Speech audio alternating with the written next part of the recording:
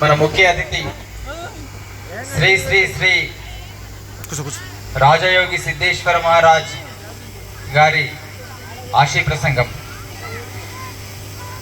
మనందరం ఈ కార్యక్రమం స్వామీజీ అనంతరం ఇంకో స్వామీజీ ప్రధాన వక్త యొక్క భారత్ మాతాకి జై శ్రీరామ్, జై శ్రీరామ్.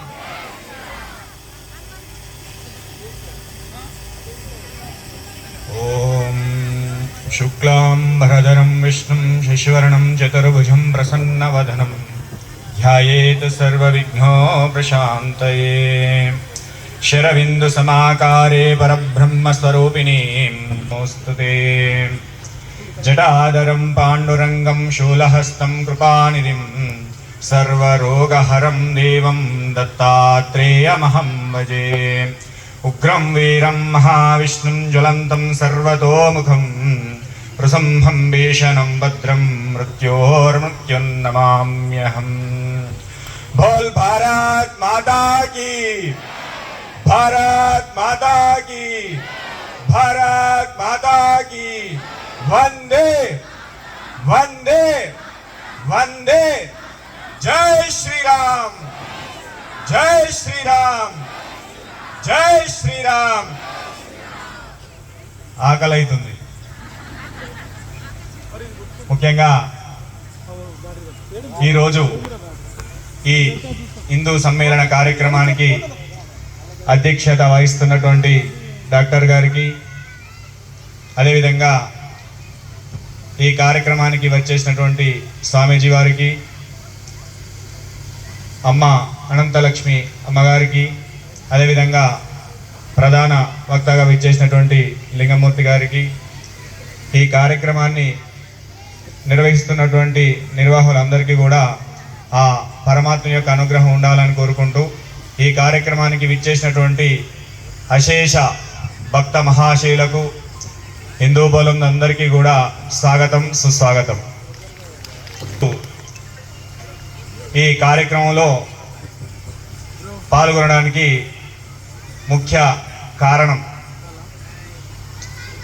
మన సనాతన ధర్మం యొక్క విధానాన్ని మనం ఎంతవరకు పాటిస్తున్నాం, ఎంతవరకు ఈ కార్యక్రమంలో మన జీవితంలో దాన్ని కొనసాగించే ప్రయత్నం చేస్తున్నాం అనేటువంటి అంశాన్ని కొంతవరకు తెలుసుకున్నట్లయితే, ముఖ్యంగా మనకి ధర్మం కోసం కంటే కూడా మన పర్సనల్గా ఉన్నటువంటి కార్యక్రమాలపైన, మన వ్యక్తి సంబంధించిన అంశాలపైన మన దృష్టి ఎక్కువగా ఉంటుంది.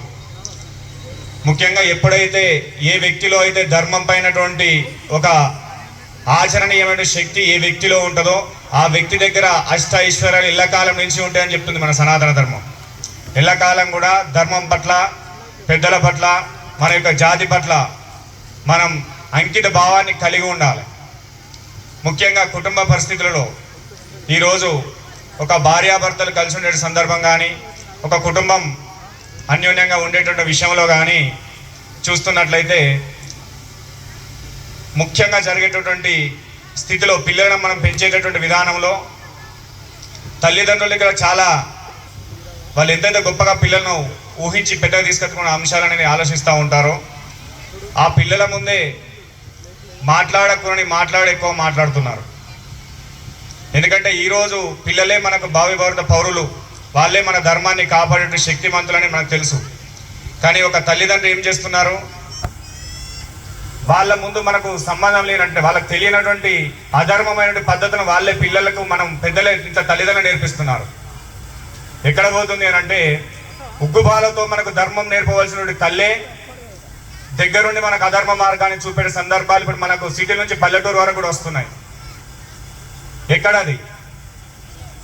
ముఖ్యంగా వాళ్ళకి చెప్పేటువంటి అంశాలు, ఇది మన ధర్మం. ఈరోజు ఉదయం లేవగానే తల్లి చెప్పేటువంటి అంశం ఏంటి? భగవంతుని తలుసుకో బిడ్డ, ఒక తల్లికి నమస్కారం చేయి బిడ్డ, నీ తండ్రికి నమస్కారం చేయి బిడ్డ అనే అంశాలు అనేది లేదు. పొద్దున లేవగానే మన ఆలోచన ఎక్కడికి పోతుంది? భర్త దగ్గరికి వెళ్తుంది. ఏ రకంగా ఏదో రకంగా తప్పులను ఎంచడం, భర్తను తిట్టడం, పక్కకున్నటువంటి అత్తమామను తిట్టడం, అక్కడ నుంచి స్టార్ట్ అయ్యేసరికి వాళ్ళలో ఉన్నటువంటి విధానం ఏమైపోతుంది?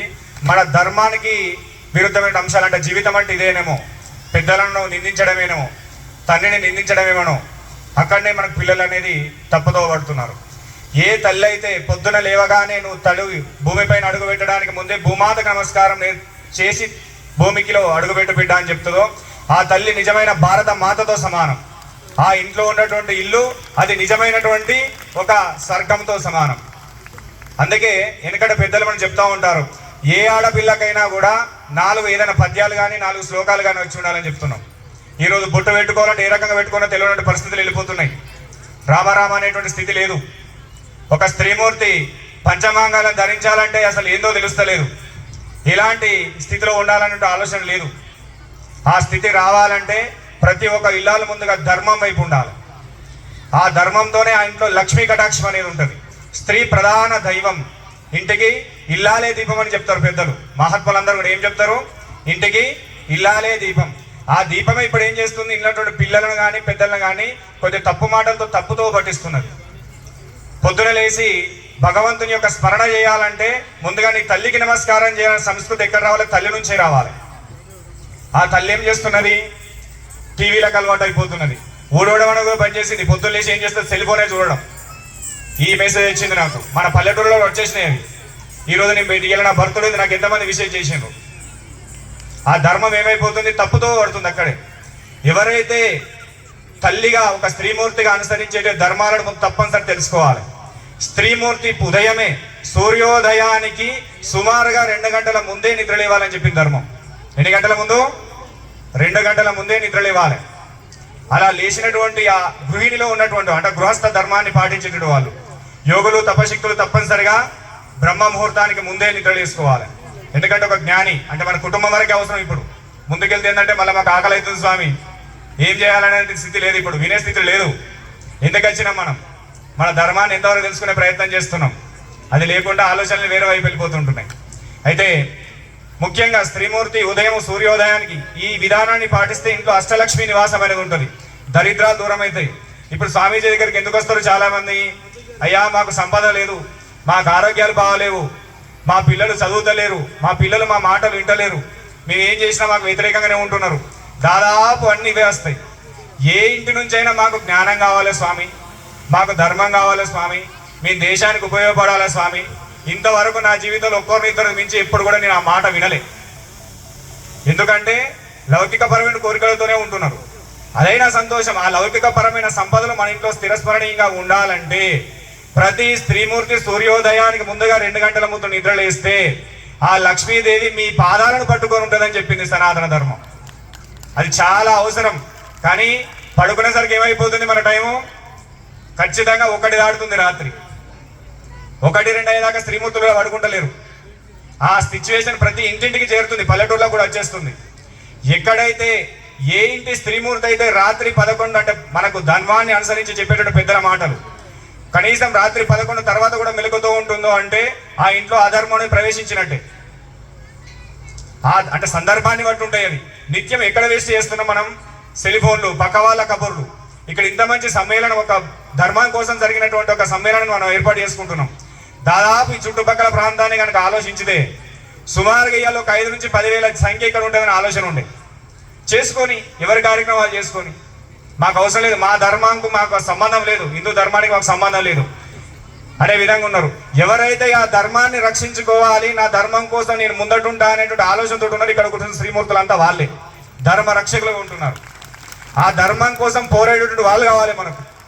మన ధర్మాన్ని మనం రక్షించకపోతే ఎవరైతే రక్షిస్తారు? ఎవరు మనకు జ్ఞానాన్ని చెప్తారు? చెప్పేటటువంటి వ్యక్తులు ఎంతమంది ఉన్నా వినేటటువంటి వ్యక్తులు మనకు కావాలి కదా. ఆ ధర్మాన్ని మనం పాటించాలంటే ఖచ్చితంగా ప్రతి ఇంట్లో స్త్రీమూర్తి కొన్ని ధర్మాలను అనుసరిస్తూ ఉండాలి. ఉదయమే నిద్రలేవడం, తల్లిదండ్రులకు అత్తమ్మలకు నమస్కారం చేసుకోవడం, పెద్దల పట్ల గురువుల పట్ల మన జాతి పట్ల మనకుండే సాంప్రదాయాల పట్ల గౌరవాన్ని కలిగి ఉండడం. ఎంతమంది ఈరోజు గాజులు పెట్టుకుంటున్నారు?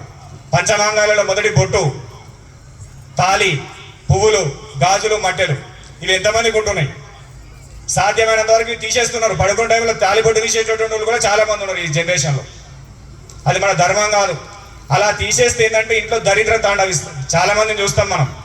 మట్టెలు తీసేసే వాళ్ళు కూడా ఉన్నారు. అవన్నీ ఎప్పుడు తీసేస్తారు? అది చెప్పరాని సందర్భంలో తీసేటువంటి సందర్భాలు ఉంటాయి. అది ఎందుకు అని అంటే మనకు పెద్దలు ఎందుకోసం పెట్టినంటే ఏ ఇంట్లో ఈ పంచమంగాలు ధరించినట్టు స్త్రీమూర్తి ఉంటుందో ఆ ఇల్లే లక్ష్మీదేవి నివాసం, ఆ ఇల్లే వైకుంఠం, ఆ ఇల్లే కైలాసం అని చెప్పింది మనకు ధర్మం. దాన్ని ఎంతవరకు పట్టుకోగలుగుతున్నాం మనం? ఆ స్థితి లేకుండా మనకు నచ్చిన విధంగా ఎవరైనా పెద్దలు అమ్మలాంటి వాళ్ళని ముందుకొచ్చి చెప్పినా కూడా వాళ్ళని వేరే రకంగా మాట్లాడే సందర్భాలు. జ్ఞానానికి సంబంధించిన అంశం ఎవరైనా చెప్తే దానిలో వాళ్ళకి శత్రువులు, సమాజానికి శత్రువులు అయిపోతున్నారు. ఎక్కడైతే ధర్మం పట్టుకొని ఉంటుందో ఆ ధర్మాన్ని పట్టుకునే వ్యక్తులు మీ ఎంబడి ఉంటారో, ఏ ఇంటి లోపలైతే ధర్మాన్ని చెప్పేటటువంటి పాటించేటువంటి వ్యక్తులు ఉంటారో ఆ ఇల్లు నిజమైనటువంటి స్వర్గంతో సమానం. ఆ ఇంటిలో ఉండేటువంటి స్త్రీమూర్తి ప్రథమంగా లక్ష్మీదేవితో సమానం. ఆ స్త్రీమూర్తి ఏ ఇంటికి వెళ్ళినా కూడా, అంటే ఏ కార్యం చేసినా కూడా ముందుకు ఏం చెప్తున్నారు? స్త్రీలకు ఎందుకు ప్రాధాన్యత ఇస్తున్నట్టు ఆ ధర్మాన్ని పాటిస్తున్నారు కాబట్టి. ఆ ధర్మాన్ని పాటించిన స్త్రీమూర్తి ఎప్పుడు ఒక లక్ష్మి అఖండంగా ఉంటుంది.